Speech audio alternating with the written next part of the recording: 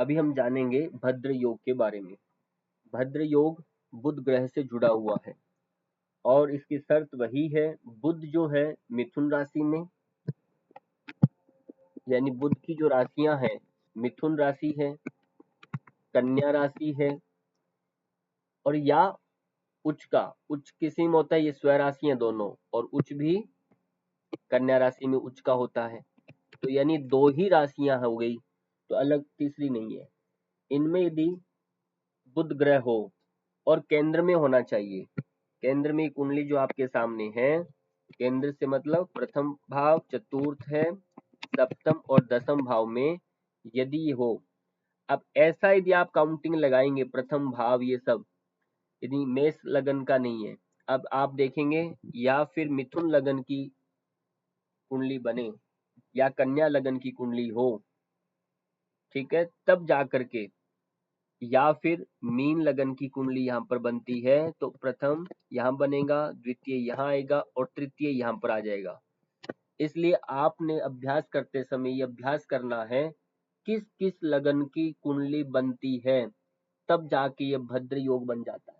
ये आपका प्रैक्टिस है, इस प्रैक्टिस को आपको करना है। जैसे प्रथम तो इनके खुद की राशि से लगन की कुंडली बने, मिथुन की बन जाए, कन्या की बन जाए, 2 नंबर।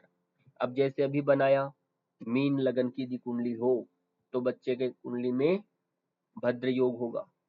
हाँ, मीन लगन की कुंडली है और नीच का होके ही बुध केंद्र में आ जाए तो वो अलग हो गया, ठीक है। वो अपनी राशि में होना चाहिए या फिर उच्च का होना चाहिए, ये हमारी शर्त थी, इसकी शर्त यही है। और फिर दूसरा कौन सा और लगा के ऐसे देख लेंगे आप अपने तरीके से, इसकी प्रैक्टिस आप करना है और ये कमेंट करके मुझे बताएंगे किस किस लगन में भद्र योग बनता है। अब ऐसी स्थिति में जातक का क्या होता है, भद्र योग में जन्म लेने से जातक को क्या लाभ मिलता है। जातक बुध ग्रह हमारा बुद्धि से जुड़ा हुआ है, इसका फल क्या मिलेगा, बुध ग्रह है, बुद्धि से जुड़ा हुआ है तो हमें बुद्धिमान बना देगा, बुद्धि से युक्त कर देगा। और बुध जो है वाणी का कारक भी है, तो हमें वाक, हमारी शक्ति है, वाक पटुता, बोलने में आपको अच्छा बनाएगा, वाक पटु बनाएगा। बोलने में आप बोल करके धन कमा सकते हैं, काउंसलर बन सकते हैं, शिक्षक बन सकते हैं, बहुत अच्छी मार्केटिंग व्यापारी बन सकते हैं, क्योंकि बोलने का जिसमें काम हो वो आप इस भद्र योग के कारण कर सकता है। भद्र यानी कल्याणकारी। और दूसरा, बुध जो है ये आपको विद्वान भी बनाता है, विद्वान, अच्छा लेखक बना देगा क्योंकि ये लेखन कार्य भी कराता है, बहुत अच्छा शिक्षक बना देगा क्योंकि बुद्धि से जुड़ा हुआ कार्य है, कुशल प्रशासक बना देगा, यानी आप राज्यपाल बन जाते हैं, कुलपति बन जाते हैं, ऐसे करके कुशल प्रशासक बना देगा। बुद्ध जो है ये बुद्धि परक जो कार्य होता है, ये गणित से जुड़ा हुआ है ना, आप तर्क वितर्क भी करते हैं, बुद्धि युक्त है। बुद्धि जब व्यापार इससे जुड़ जाता है क्योंकि आप मोल तोल लेखा जोखा में आप काम करते हैं, इसलिए लेखक भी तो अलग हो गया, गणित का काम व्यापार का और नीति के अंदर दक्ष बना देता है, नीति में दक्ष कुशल बना देगा।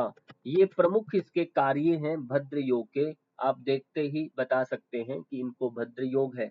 अब ये काम कैसे करेंगे, फिर वही बात मैं फिर दोहराना चाहूंगा जो पहले बताई, ताकि आप भूले नहीं किन किन पर ये लागू होगा। यदि सभी दृष्टि से, यानी ग्रह की शक्ति, इनकी बुध ग्रह बलवान है, बुध ग्रह क्या है, बलवान होना चाहिए। यदि बुध ग्रह निर्बल है तो नहीं काम करेगा। बुध ग्रह जहां है उस पर शुभ ग्रहों की दृष्टि होनी चाहिए, यदि क्रूर ग्रहों की दृष्टि है तो भी ये फल जो है कमजोर पड़ जाएगा। अब उसके साथ जो ग्रह है अन्य, उन ग्रहों के अपने मित्र ग्रह होने चाहिए, उसके मित्र ग्रह यदि साथ होंगे तो इसका बल में क्षीणता नहीं आएगी, वो बल बना रहेगा, नहीं तो बल कमजोर हो जाएगा, ये भी याद रखना है। और नवमांश में या दशा किस ग्रह की चल रही है। यदि किसी इसके शत्रु विपक्ष में ग्रह चल रही है, दशा आ रही है, तब इसका परिणाम नहीं आएगा, क्योंकि ये सदाबहार नहीं है, हमेशा नहीं फल मिलता रहता इसका। जब जब इसकी दशा स्वयं की आती है तब ये 100% अच्छे से काम करेगा।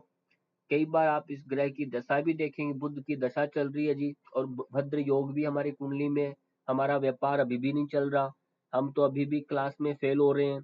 तो ऐसा क्यों हो रहा है, अभी हमारा शिक्षक नहीं बन रहे, परीक्षा में अभी नंबर कम आते हैं, क्यों? क्योंकि इन सब में इन 5 तरह से कहीं ना कहीं कुछ कमी मिलेगी आपको। तो इसको आपको अच्छे से डायग्नोसिस करना पड़ता है प्रेडिक्शन करते समय, फिर हम आगे बात करेंगे। इसलिए जो भी साथी आता है पूछने के लिए आता है, वो बहुत आप पर विश्वास करके आएगा। एक बार 2 बार आप ऐसे बुला सकते हैं, बिना विश्वास फिर आप उसको अच्छे से ढंग से समझाएं, बताएं। चलिए, ये हमारा हुआ भद्र योग। इसी प्रकार से नेक्स्ट योग हम अब पढ़ने जा रहे हैं, आगे का आएगा, उसके लिए जुड़े रहना है, वह है हंस योग। हंस योग नेक्स्ट पार्ट में।